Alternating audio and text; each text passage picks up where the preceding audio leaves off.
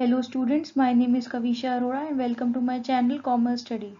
So today is the 6th class on chapter 6 of Analysis of Financial Statements, Cash Flow Statement. In the previous classes we covered the cash flow from operating activities.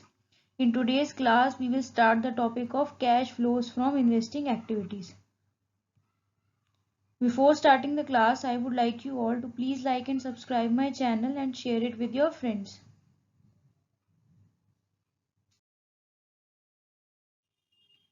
So cash flows from investing activities. In this you will first write cash flow from investing activities. Then you will write the name of the company if it is given to you in the question.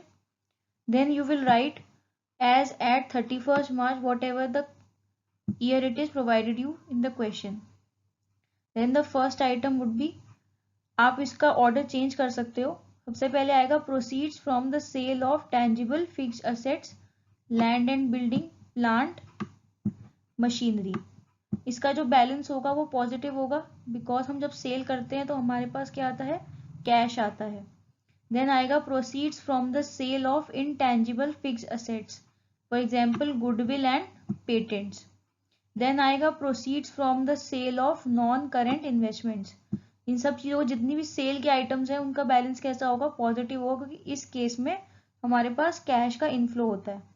Next is interest received, dividend received and rent received. Then is purchase of tangible fixed assets, purchase of intangible fixed assets and purchase of non-current investments. जितने भी purchase की items हैं इनका balance कैसा होगा, negative होगा, because जब हम परचेज करते हैं तो हमारा कैश का आउटफ्लो होता है, तो बैलेंस कैसा होगा, नेगेटिव होगा. जब हम सब चीज़ों को कंसिडर कर लेंगे तो हमारा क्या आएगा, कैश नेट कैश फ्रॉम और यूज्ड इन इन्वेस्टिंग एक्टिविटीज. इस cash flow from investing activities में मेन जो पॉइंट है वो है हमारे fixed assets, intangible fixed assets और नॉन का इन्वेस्टमेंट जिनका अकाउंट बनता है अलग से. सो आज मैंने क्लास में एक क्वेश्चन भी ऐड किया है. So here I have taken a question in which you need to calculate cash flows from investing activities. I have shared the screen of the question.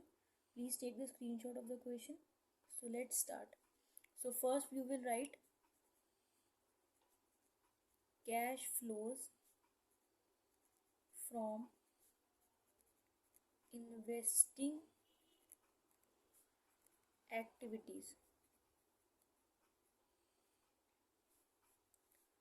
of whatever the name of the company that would be given in the question as at the date 31st March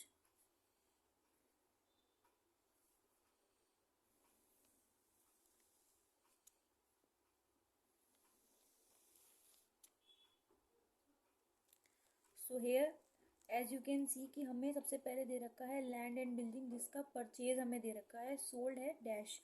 सो हम यहाँ लिखेंगे proceeds from the purchase of land and building. हमने purchase किया है तो negative balance होगा, सो 5 lakh negative balance. Then हमें given है मशीनरी जिसमें हमें सोल्ड भी दे रखा है उसका और परचेज भी दे रखा है. सबसे पहले हम लिखेंगे proceeds from the purchase of machinery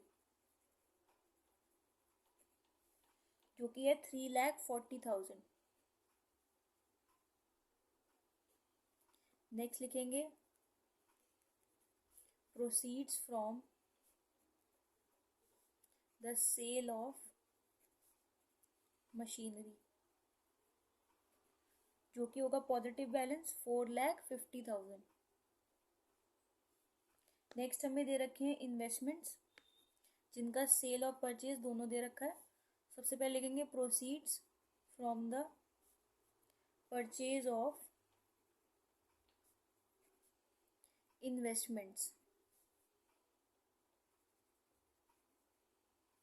that is 4,10,000. then we will write proceeds from the sale of investments, that would be 1,50,000। Then हमें दे रखे हैं पेटेंट्स जिनकी सिर्फ सेल दे रखी है, so proceeds from the sale of patents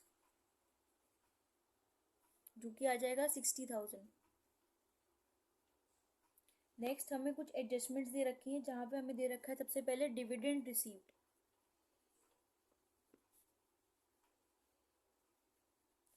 on shares held as investment जिसकी value है 10,000। नेक्स्ट हमें दे रखा है इंटरेस्ट रिसीव्ड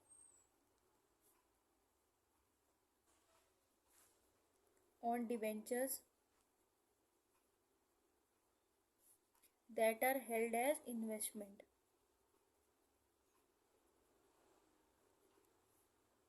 जिसकी वैल्यू है 8,000।